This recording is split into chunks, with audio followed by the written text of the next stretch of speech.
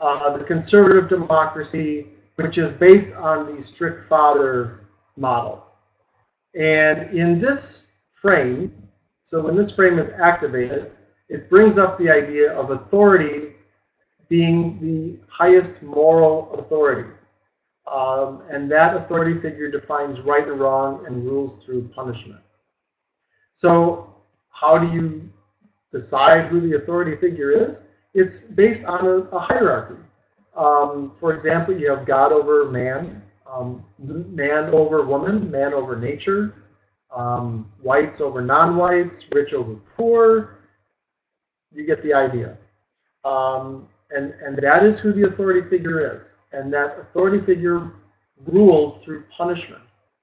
And why punishment? Because one can only be successful if one is disciplined. And self-discipline is required to make someone moral. So if you do the logical extension of this, therefore the authority figure is the most moral because they've been the most successful, so therefore they must be the most disciplined. Makes sense. So unlike in the progressive frame where you have empathy, responsibility for others, in the conservative frame you have responsibility for yourself alone. Very important. And what is the definition of democracy?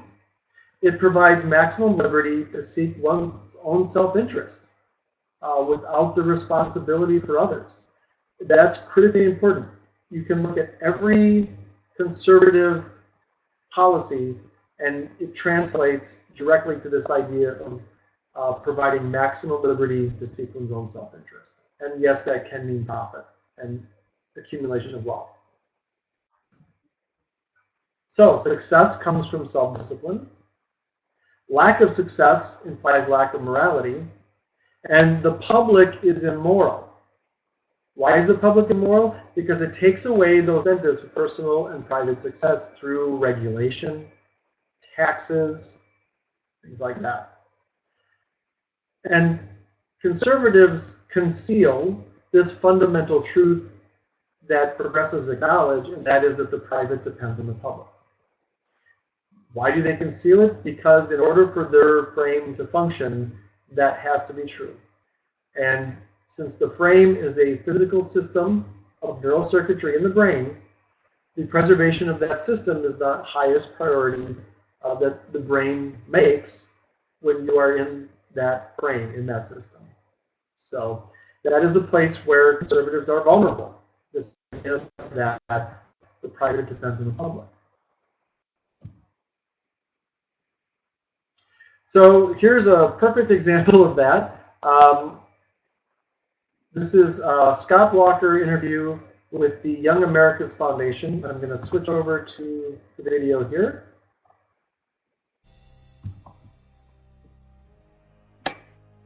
You could give that speech today, not tell people who it was, just play it, play the audio of that, and I think people would find it just as compelling today as it was the day he gave it. And there's a difference between right and left, and it's not one side or the other, it's whether we're going upward and forward, or whether we're going down and backwards. And I hope people will relook at those incredible words over and over again as we celebrate the 50th anniversary. People like President Obama and his allies tended to measure success in government by how many people were dependent on the government, by how many people were on Medicaid and food stamps and unemployment. That we instead, we as conservatives, should measure success in government by just the opposite, by how many people are no longer dependent.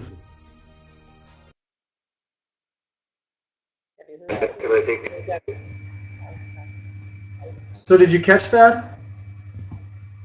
The idea that measure success by not how many people are dependent on government, but how many are not dependent, independent. The other thing he did at the beginning that was really important was he evoked a metaphor for forward progress. He said that it's not the conservative and liberal are different because it's a matter of conservatives taking people forward, not backwards, and going up and not down. So he created metaphor for the differences between the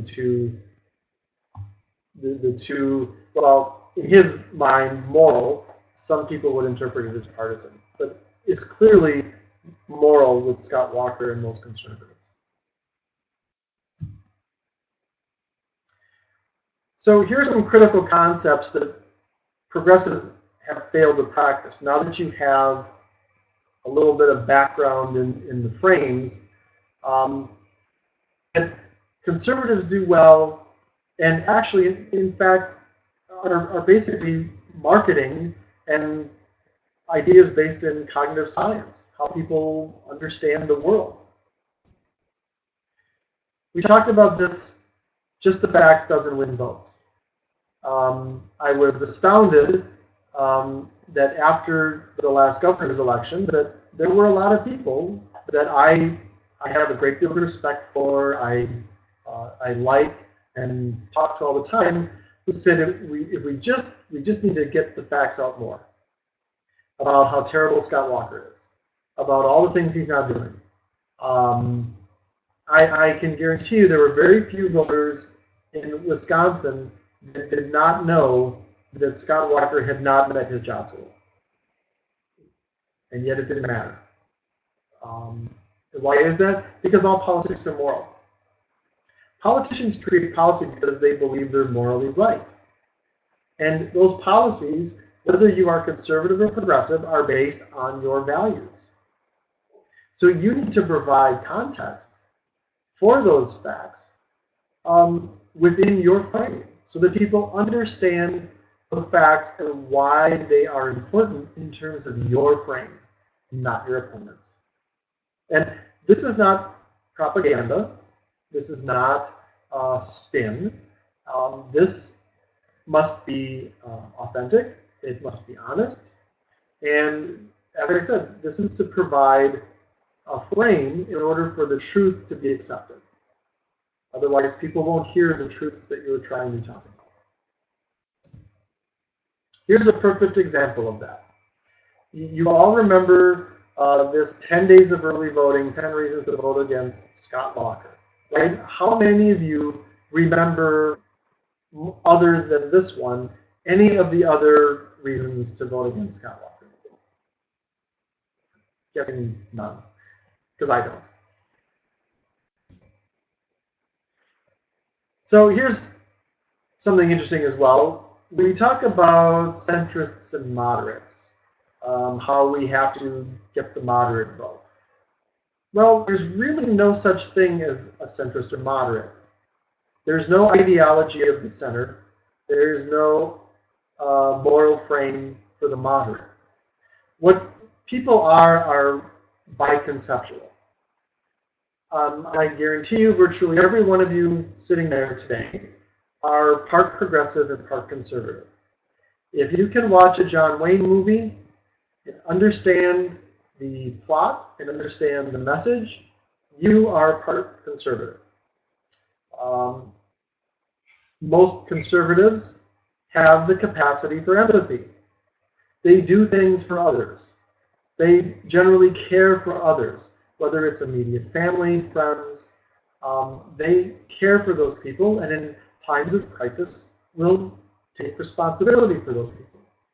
So this is important because what we know about framing tells us that when you address people who are biconceptual, which is 70–75% of the population, when you address them in their progressive frames, it will activate the progressive frames in their brain, which will reinforce them, make them more expedient, such as the interstate highway, because every time people think, they frame.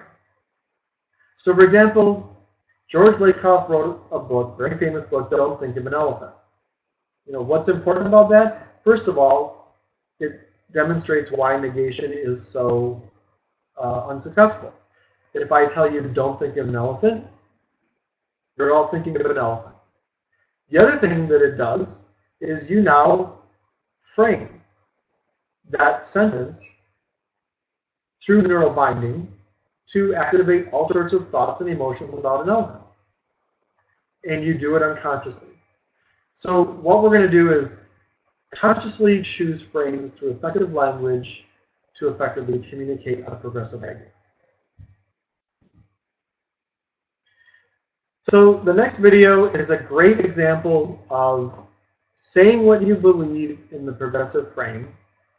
This is Melissa Sargent, who's a state rep from Madison, and she is going to talk about we need to get rid of him. So she's going to talk about education. Hi, State Representative Melissa Sargent here. I'm just returning from school visits. I visited 3 schools today, and I think that brings us up to about 10 schools visited since just this last couple of months. And what I'm seeing in our public schools here in Madison are children who are learning, children who are part of a community, children who feel Scott, safe. can you hear us? We can hear us. And I see Hold on. Let me turn the volume up here. Hold on. Okay. You may have it is a little bit of a quiet video, so see if this works better. Representative Melissa Sargent. I'm just returning from school visits. I visited 3 schools today, and I think that brings us up to about 10 schools visited since just this last couple of months. And what I'm seeing in our public schools here in Madison are children who are learning, children who are part of a community, children who feel safe and are taking care of one another. And I see teachers. Yeah, Could you hear that, Mary? No, it did not work well. We were getting we could not hear her well, and then we were getting feedback, I think, on our speakers or your speakers. I'm not sure. Hold on, let me try to. State Representative Melissa Sargent here. I'm just returning from school visits. I visited 3 schools today, and I think that brings us up to about 10 schools visited since just this last couple of months. And what I'm seeing in our public schools here in Madison are children who are learning, children who are part of a community, children who feel safe and are taking care of one another. And I see teachers who are educating our kids, who are making community, who are investing in our future, the people. Yes, that was better. Yes, that was better. Good. Okay. But did you all get that in terms of talking about education as community and making, kids are safe, they're part of the community, the teachers are helping create community by investing in our students. So she's evoking this idea of not only empathy, but taking responsibility, and that's something that is done in the community, and then it makes for a healthy community. Get to more of that later.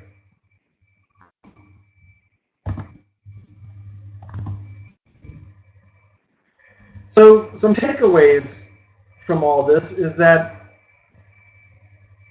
one of the keys to doing effective messaging in terms of framing and values messaging is to understand the difference between moral and partisan.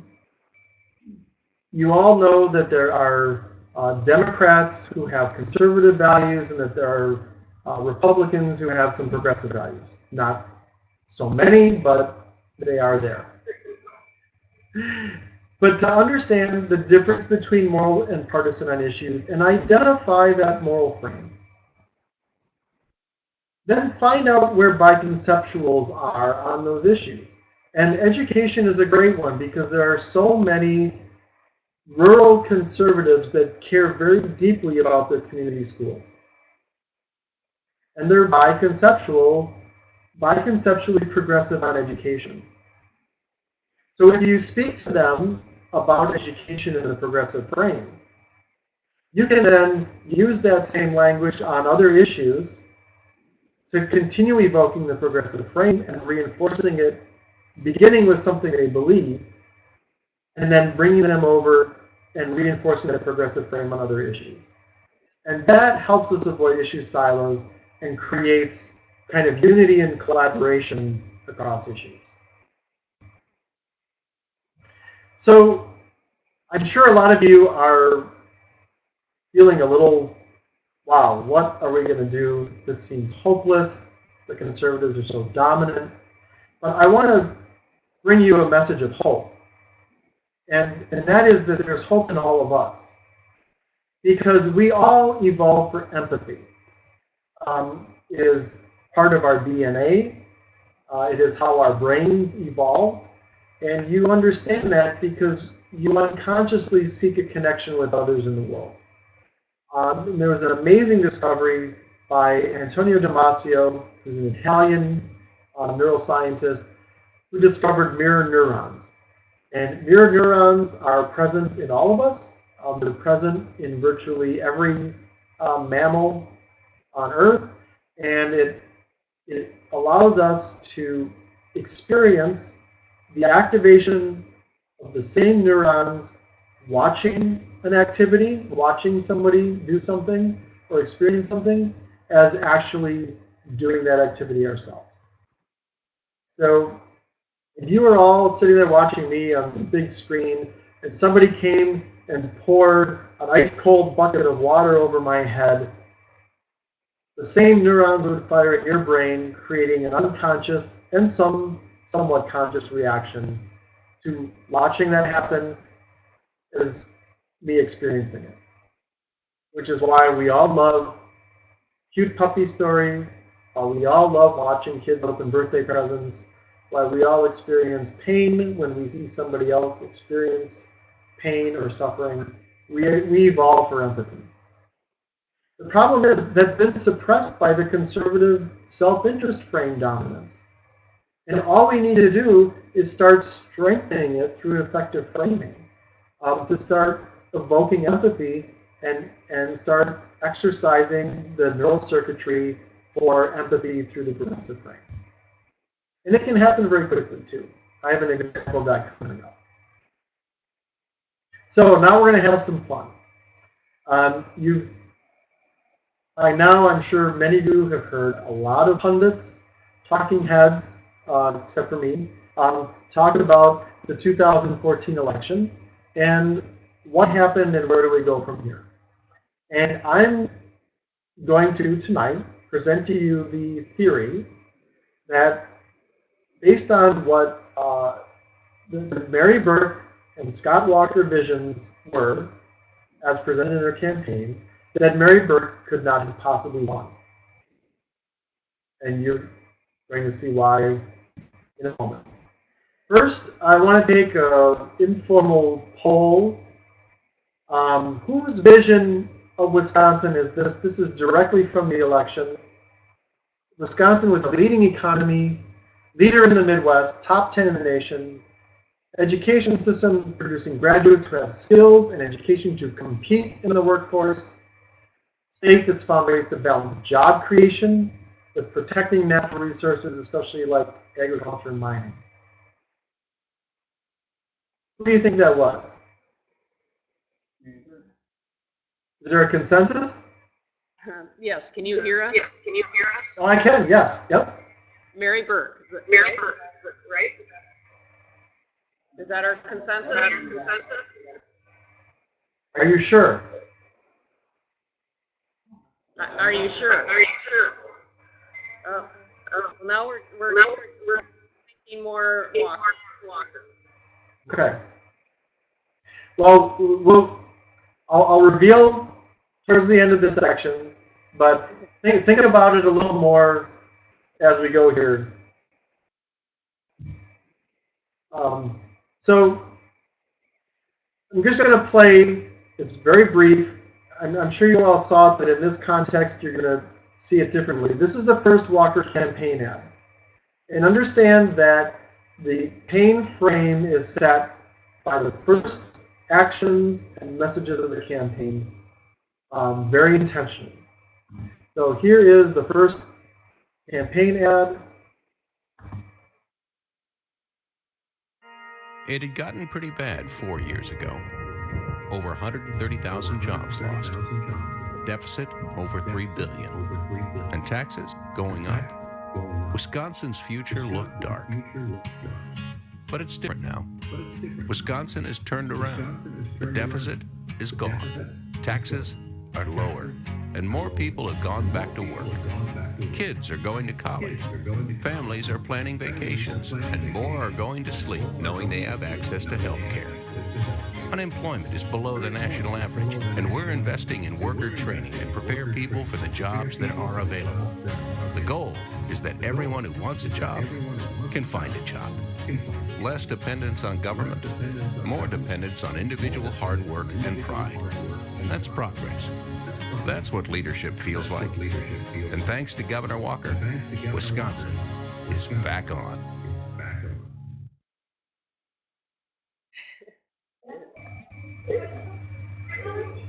I hear some comments. Comments? So how about that? You could. One comment, it's a lie. Well, yeah, that's so. But let's look at that for a second. First of all, there's a lot of metaphor in imagery going on there. The dark versus the light. But the key phrases there are right in front of you.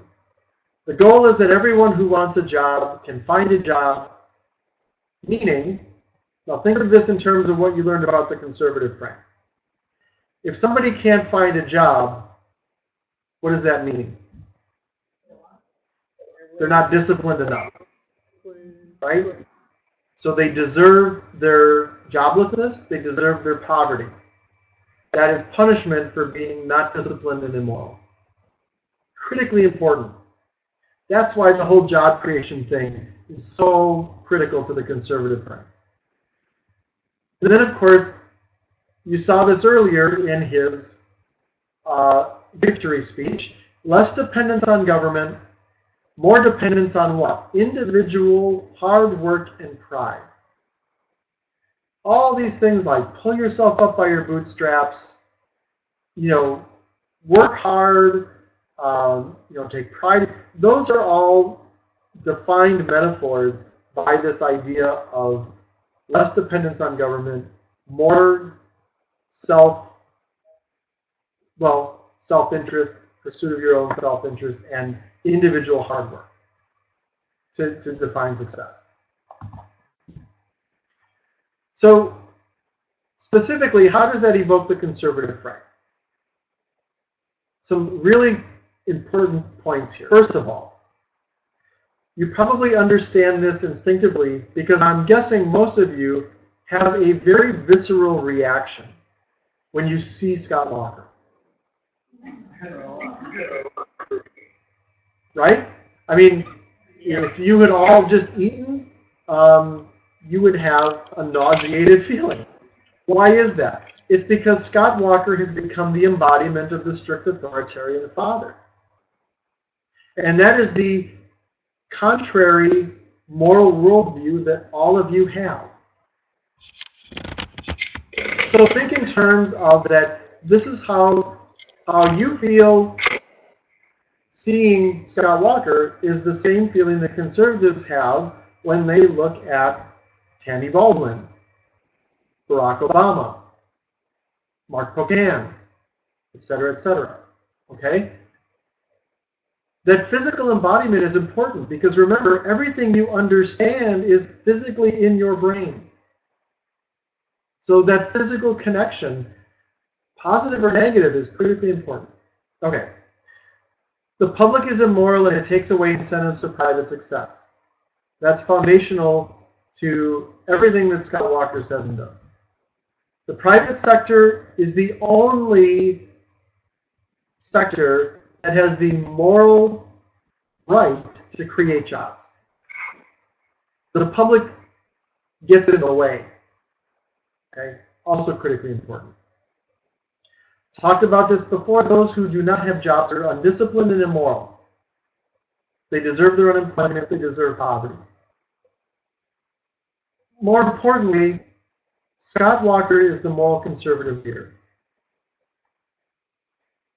So when you think of it in terms of that, every time you say his name, you're reinforcing that entire frame. So just a quick review of how this relates to issues, right? In terms of economics, Tax and spend plans that increase voter red tape and make it harder to create jobs, right? Government gets in the way. Government is immoral. This idea of your tax burden has dropped and more jobs have been created. Taxes are a burden in the conservative frame. That's why you need tax relief, to relieve that unjust, immoral burden so that the private sector can create jobs. See, great metaphorical imagery there. Education. We're seeing this, we saw this play out in joint finance, and it's critically important, right? This idea that schools fail, leaving students behind, right, is this idea of direct causation, right? Conservatives love direct causation, right? Kids aren't doing well in school because schools are failing and teachers are terrible and unions protect bad teachers, right? So privatize the school, get rid of the teachers' unions, and kids will do better. Now, whether the facts support that is irrelevant, because in their frame, this is a moral issue. Okay? Critically important. The whole idea of transparency and accountability in terms of education reforms are for punishment. Okay? Accountability, excuse me, is nothing more than how to gauge who and what should be punished.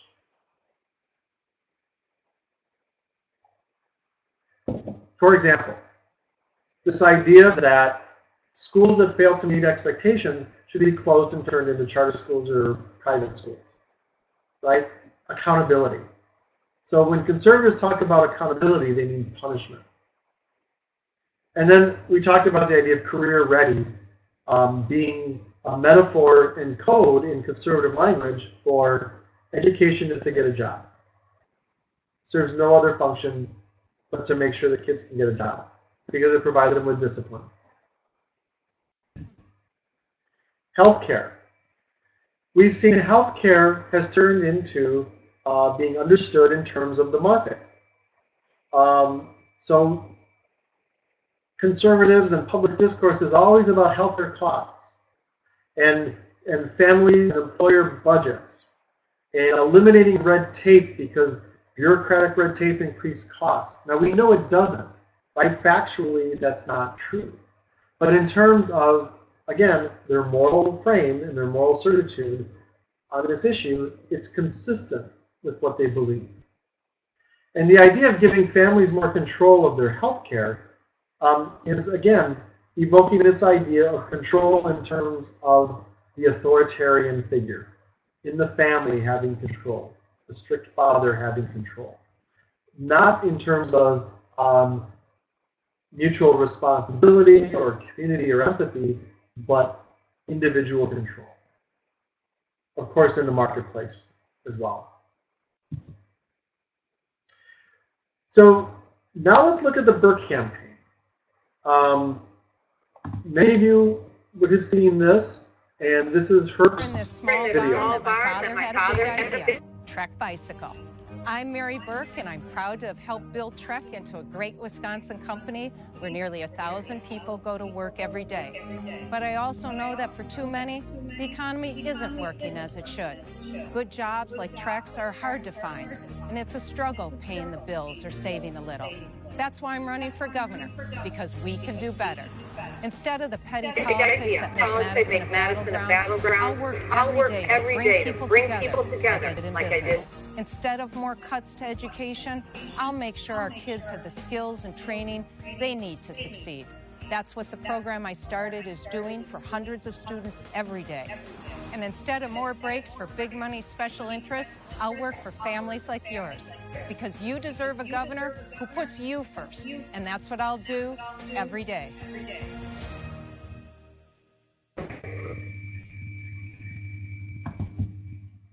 Okay, so most of you have seen that ad, not in this context. But let's look at it not in terms of Mary Burke. I think Mary Burke is a very nice person, very successful. That's fantastic. But let's look at it in terms of campaign strategy and messaging, which is what we need to do. First of all, the idea that her father had a big idea to Trek bicycle. Okay, we could contrast that with Tammy Baldwin, who credited her upbringing to both of her grandparents. Right, the idea of having nurturing parents, both a mother and father, or two fathers, two mothers, whatever family unit it is, it's nurturing. Everybody has responsibility for each other, as opposed to the idea of a father having this big idea for a private company that provided the financial means for the family. Really important contrast there. Again, a lot of focus on the private sector here, really highlighting the idea of job creation in the private sector. In terms of education, kids having the skills and training they need to succeed. Very similar to the career-ready idea, and also this idea of big money special interests. Progressives use it all the time, but unfortunately, in terms of common sense, special interests in terms of common sense and public discourse mean labor unions, primarily. And it's very much unconsciously understood that way. So, not very strongly evocative of the progressive perspective. Let's look at some issues on this quickly here. So, the economy, opening up new global markets, creating good jobs.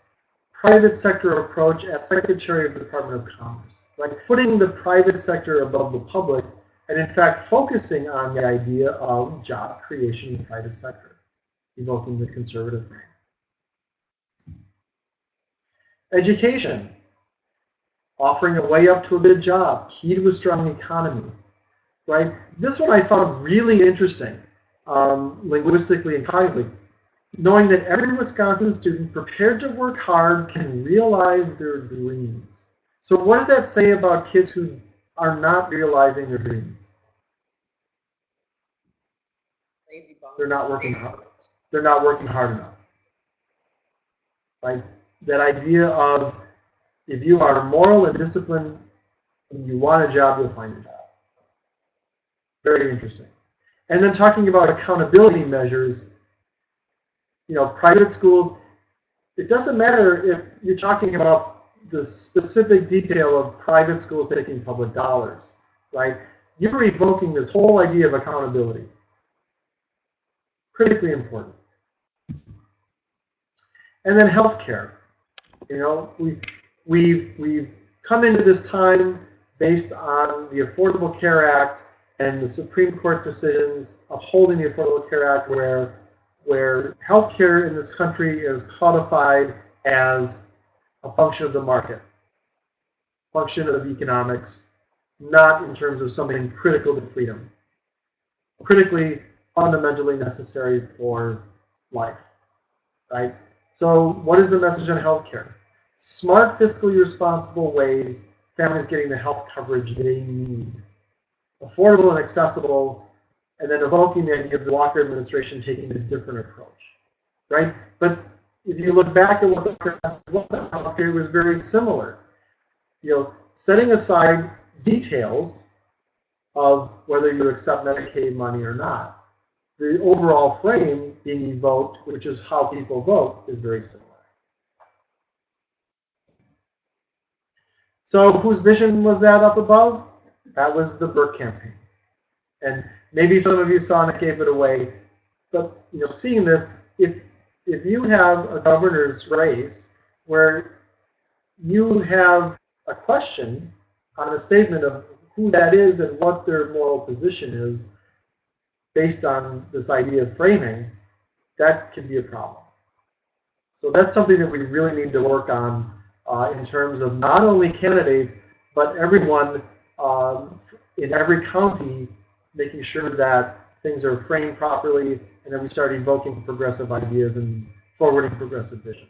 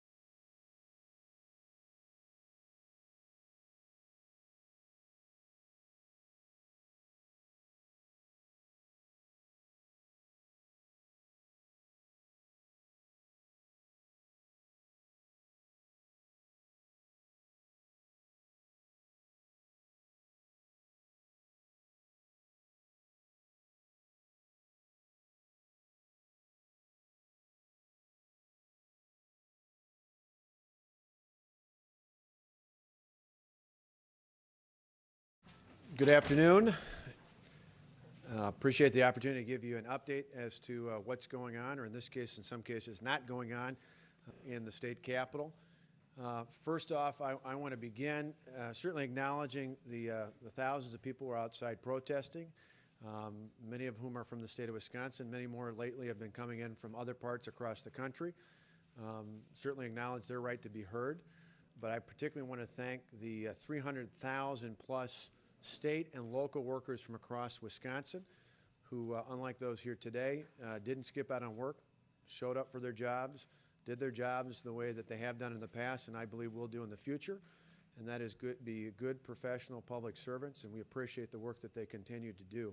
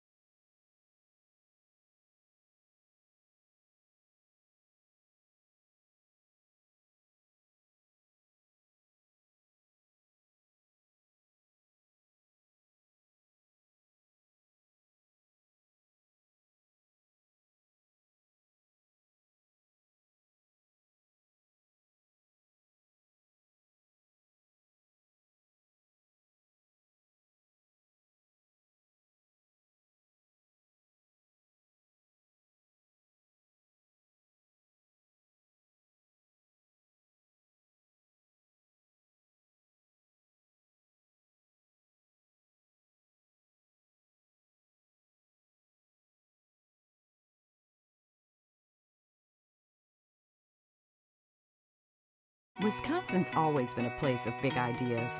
Our next one? Right to work. Right to work means more freedom. It means more choices for Wisconsin's workers. Because deciding to join the union should be your choice, not theirs. And deciding not to join shouldn't cost you your job.